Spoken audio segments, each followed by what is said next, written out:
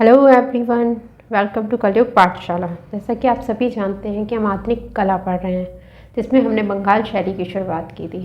जिसमें हमने बंगाल शैली के बारे में जाना, बंगाल शैली के कलाकारों के बारे में जाना। इसी श्रृंखला को आगे बढ़ाते हुए आज हम एक नए कलाकार को पढ़ेंगे। तो चलिए स्टार्ट करते हैं। हमारे आज के कलाकार हैं गगनेन्द्रनाथ टैगोर। ठीक है, चलिए स्टार्ट करते हैं। चलिए पढ़ते हैं गगनेन्द्रनाथ टैगोर को। ठीक है, चलिए।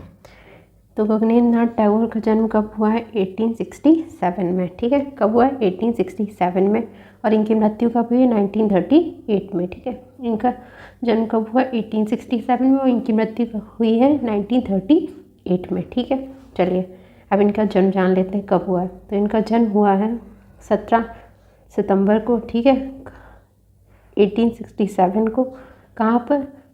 जोरा सांको, जो आपका कहाँ है? कोलकाता में है। ठीक, वहाँ पर हुई है। ठीक, तो इनका जन्म कब हुआ? 1867 में हुआ है। इनकी मृत्यु 1938 में हुई है। ठीक, इनका जन्म डेट कब है? तो इनका जन्म की डेट है 17 सितंबर। ठीक है, 1867 को। कहाँ पर? जोरा सांको, जो आपका कहाँ पड़ता है? कोलकाता में। ठीक है, चलिए इनकी मृत्यु के बारे में जान लेते हैं। तो इनकी मृत्यु हुई है 14 फरवरी को। ठीक, किस सन में? 1938 को। किससे? पक्षाघात रोग से। ठीक है, किससे? पक्षाघात रोग से। तो इनकी मृत्यु कब हुई है? 14 फरवरी को। ठीक, सन 1938 को। ठीक है, किस रोग से? तो पक्षाघात रोग से। ठीक है, चलिए नेक्स्ट पॉइंट है इनके चित्र का माध्यम। ये किस माध्यम से चित्र बनाते थे? कौन? गगनेन्द्रनाथ टैगोर। तो ये वास पद्धति से चित्रण करते थे, टेम्परा पद्धति से चित्रण करते थे, और टैल पद्धति से चित्रण करते थे। ठीक है, तो ये वास पद्धति से चित्रण करते थे, टेम्परा पद्धति से चित्रण करते थे, और टैल पद्धति से चित्रण करते थे। ठीक है, इनके ऊपर प्रभाव किसका था? तो इनके ऊपर प्रभाव था घनवाद का।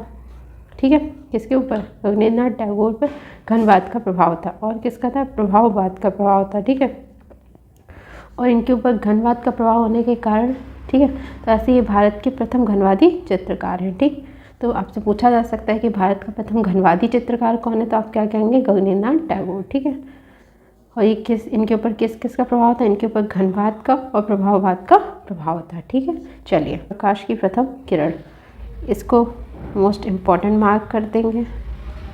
ठीक है, चलिए समझ लेते हैं इसको।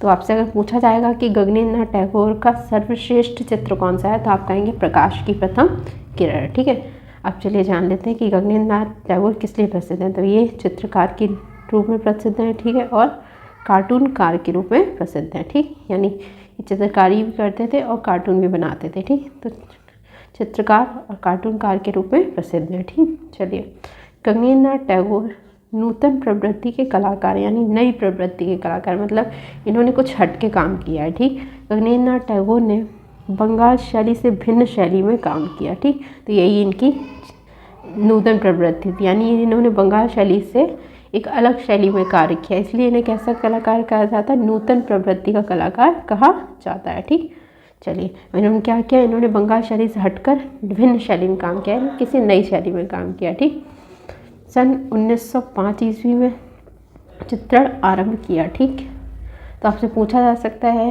कि गगनेन्द्रनाथ टैगोर ने चित्रण कब से आरंभ किया? तो 1905 ईस्वी से। ठीक है, चलिए तो गगनेन्द्रनाथ टैगोर नूतन प्रवृत्ति के कलाकार, यानी नई प्रवृत्ति के कलाकार है। गगनेन्द्रनाथ टैगोर ने क्या किया? बंगाल शैली से एक अलग शैली में कार्य किया। ठीक, और आपसे पूछा जा सकता है कि उन्होंने चित्रण कब आरंभ किया? तो 1905 ईस्वी में आरंभ किया। ठीक है, चलिए बढ़ते हैं आगे। भारत का सबसे अधिक साहसी और आधुनिक चित्रकार किसे कहा जाता है? गगनेन्द्रनाथ को कहा जाता है। ठीक, तो आपसे पूछा जा सकता है कि भारत का सबसे अधिक साहसी और आधुनिक चित्रकार कौन है? तो आप क्या कहेंगे? गगनेन्द्रनाथ टैगोर हैं। ठीक है, चलिए गगनेन्द्रनाथ की चित्रकला पर किसका प्रभाव था? घनवादी शैली का प्रभाव था। मैंने आपको पहले ही बता दिया था। ठीक, 1921 ईस्वी में घनवादी शैली में चित्रण किए। ठीक, इन्होंने चित्रण किया। ठीक, तो और क्या था? घनवादी चित्र स्याही रेखा चित्र तकनीक से संबंधित होते हैं। ठीक, तो आपसे पूछा जा सकता है घनवादी चित्र किससे संबंधित होते हैं?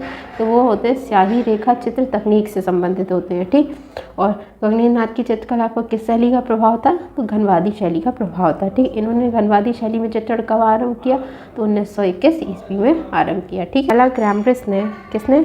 स्टेला ग्रैम्ब्रिस ने। ठीक, कब? 1922 ईस्वी में। गगनेंद्र नाथ को क्या कहा? सर्वप्रथम भारतीय घनवादी चित्रकार कहा। ठीक, तो आपसे पूछा जा सकता है कि सर्वप्रथम भारतीय घनवादी चित्रकार गगनेंद्र नाथ टैगोर को किसने कहा? तो आप कहेंगे स्टेला क्लैम्पिस ने कहा। ठीक है, या फिर कहा जा सकता है कि स्टेला क्लैम्पिस ने गगनेंद्र नाथ को क्या कहकर संबोधित किया? तो सर्वप्रथम भारतीय घनवादी चित्रकार कहकर संबोधित किया। कब किया?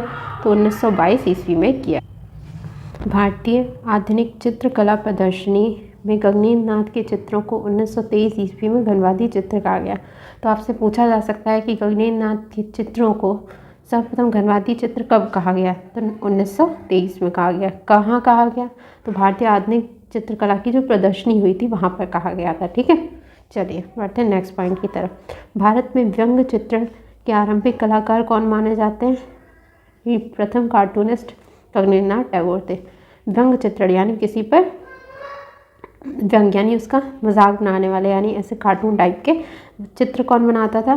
तो वो बनाते थे गगनेंद्र नाथ टैगोर। ठीक है, तो भारत में व्यंग्य चित्रण के आरंभिक कलाकार कौन है या प्रथम कार्टूनिस्ट कौन है? तो वो गगनेंद्र नाथ टैगोर है। ठीक है, चलिए भारत में व्यंग्य चित्रण के आरंभिक कलाकार या प्रथम कार्टूनिस्ट गगनेंद्र नाथ टैगोर थे। ठीक, चलिए बढ़ते हैं नेक्स्ट पॉइंट की तरफ। गगनेंद्र नाथ पोर्ट्रेट या छवि चित्रण में सिद्धहस्त हैं। ठीक, तो गगनेंद्र नाथ पोर्ट्रेट या छवि चित्रण में सिद्धहस्त है यानी किसी इंसान की हूबहू कॉपी उतार देने में गगनेंद्र नाथ टैगोर सिद्धहस्त है। ठीक, यानी छवि चित्रण में सिद्धहस्त है। ठीक है, गगनेंद्र नाथ की तुलना पाश्चात्य कलाकार यानी पाश्चात्य कलाकारों किससे? पिकासो, ब्राक और पार्कली और एलन पो से की जाती है। ठीक, किन किन से की जाती है? तो गगनेंद्र नाथ की तुलना पाश्चात्य कलाकारों कौन? आपके पिकासो आ जाते हैं, ब्राक, पार्कली और एलन पो से की जाती है। ठीक, 1907 ईस्वी नेक्स्ट पॉइंट है हमारा। 1907 ईस्वी में Indian society of oriental art की स्थापना किसने की थी? गगनेंद्र नाथ टैगोर ने की थी। ठीक है, Indian society of oriental art की स्थापना कब की गई? तो 1907 ईस्वी में की गई। किसने की? गगनेंद्र नाथ टैगोर ने की थी।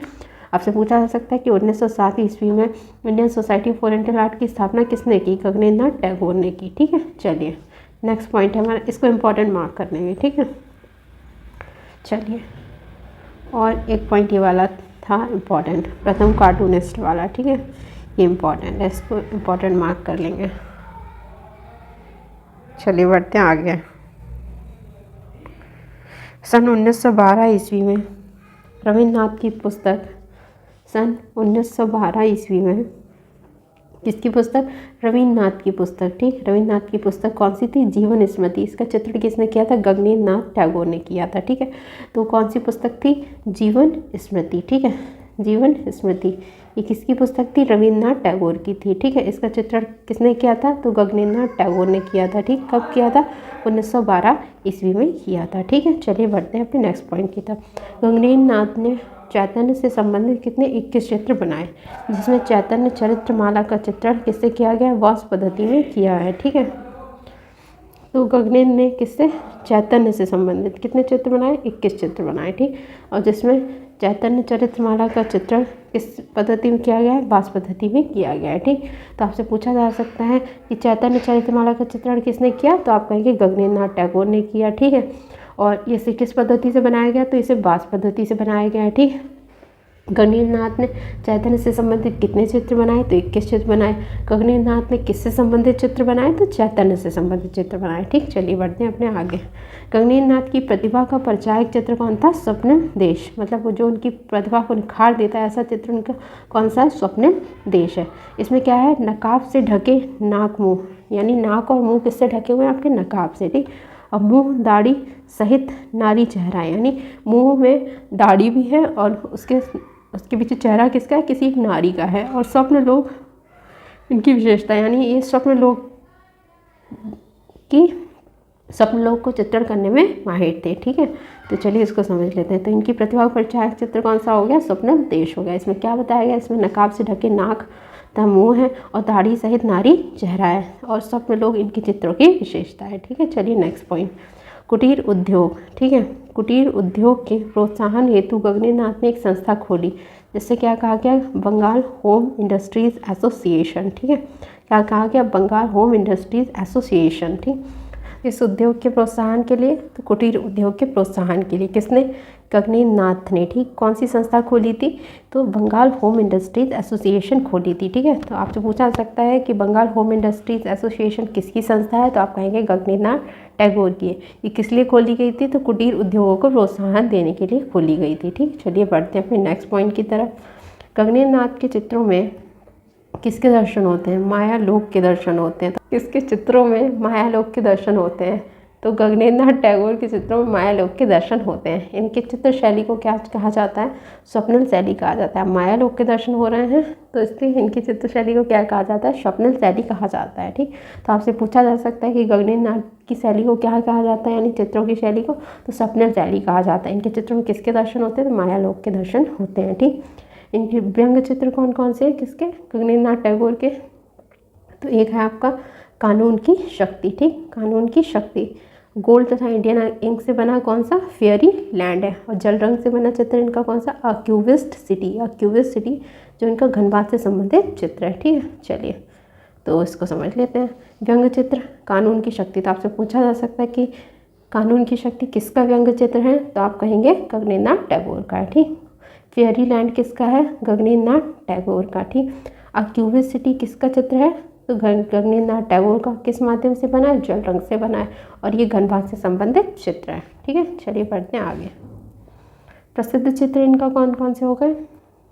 तो इनका प्रसिद्ध चित्र है वॉल रूम डांस। ठीक है, वॉल रूम डांस ये कहाँ है? National gallery of modern art नई दिल्ली में संग्रहित है। ठीक, तो इनका कौन सा चित्र हो गया? Wall room dance. ठीक है, किसका? गगनेंद्र नाथ टैगोर का। तो आपसे पूछा जा सकता है वॉल रूम डांस किसका चित्र है? तो आप कहेंगे गगनेंद्र नाथ टैगोर का है। ठीक, ये किससे संबंधित है? National gallery of modern art से संबंधित है। ठीक, और ये national gallery of modern art में संग्रहित है। ठीक है, और ये कहाँ है आपकी modern gallery of national gallery of modern art? तो आपकी नई दिल्ली में है। ठीक है, चलिए 1915 में बना चित्र कौन सा है? प्रतिमा विसर्जन। तो आपसे पूछा जा सकता है कि प्रतिमा विसर्जन किसका चित्र है? तो आप कहेंगे गगनेंद्र नाथ टैगोर का है। कब बनाया गया? तो 1915 में बनाया गया। ठीक है, जादूगर, जादूगर किसका चित्र है? तो गगनेंद्र नाथ टैगोर का। ये किससे संबंधित है? ये घनबाद से संबंधित चित्र है। और कब चित्रित किया गया? 1925 ईस्वी में चित्रित किया गया है। ठीक है, चलिए बढ़ते हैं आगे। वॉलरूम डांस आपका मोस्ट इम्पॉर्टेंट है। ठीक है, चलिए बढ़ते हैं आगे अपने प्रमुख चित्रों की तरफ। ठीक है, तो प्रमुख चित्रों में है बंदी राजकुमारी। ठीक है, ये इनका इम्पॉर्टेंट चित्र है। ठीक, स्वप्न का देश। ठीक है, स्वप्न जाल, जंगल की आग, departure of Chaitanya, street of light और मेरी स्मृति। ठीक है, तो इनके कौन कौन से चित्र? बंदी राजकुमारी एक इनका चित्र हो गया। दूसरा स्वप्न का देश हो गया, स्वप्न जाल हो गया, जंगल की आग हो गया। जंगल की आग इनका इम्पॉर्टेंट है। ठीक है, डिपार्चर ऑफ चैतन्य ये भी आपका इम्पॉर्टेंट चित्र है। ठीक है, स्ट्रीट ऑफ लाइट ये भी आपका इम्पॉर्टेंट चित्र है। ठीक है, तो आप ये याद कर लीजिएगा। मेरी स्मृति। ठीक है, ये इनके कुछ प्रमुख चित्र हो गए। चलिए अब इनके वो चित्र देख लेते हैं जो घनबाद से प्रभावित हैं। ठीक है, तो इनके घनबाद से प्रभावित चित्र हैं आपके टेम्पल। ठीक है, temple, cubistic, city in the light, Dwarikapur, the spirit of the staircase art और दी एट्रियम। ठीक है, तो चलिए इनको समझ लेते हैं अच्छे से। तो आपसे पूछा जा सकता है कि टेम्पल किसका चित्र है? तो गगनेंद्र नाथ टैगोर का है। ठीक, किससे संबंधित है? घनबाद से संबंधित चित्र है। ठीक, क्यूबिस्टिक घनबाद से संबंधित चित्र है, city in the light Dhanbad से, और ये किसका चित्र है? गगनेंद्र नाथ टैगोर का। ठीक है, Dwarikapur, the spirit of the staircase art. ठीक है, दी एट्रियम। ठीक है, तो गगनेंद्र नाथ की प्रमुख पुस्तकों के बारे में। तो इनकी प्रमुख पुस्तक है विरूप वज्र। ठीक है, विरूप वज्र, अद्वैत लोक, भोदोर बहादुर। ठीक है, कौन कौन सा पुस्तक है इनकी? विरूप वज्र, अद्वैत लोक, भोदोर बहादुर। ठीक है, तो ये हो गई इनकी कुछ प्रमुख पुस्तक। तो आपने इनकी पुस्तकों के बारे में जान लिया, घनबाद से प्रभावित चित्रों के बारे में जानिए, प्रमुख चित्रों के बारे में जान लिया, प्रसिद्ध चित्रों के बारे में जान लिया, टैगोर के बारे में जान लिया। ठीक है, आई होप आपको गगनेंद्र नाथ टैगोर अच्छे से समझ आए होंगे और आप अच्छे से इनको तैयार कर लीजिएगा। जितना मैंने आपको लिखा है उतना आप अच्छे से तैयार कर लीजिएगा, इससे बाहर कहीं कुछ नहीं आएगा। ठीक, तो चलिए मिलते हैं नेक्स्ट वीडियो में एक नए टॉपिक के साथ। तब तक के लिए थैंक यू।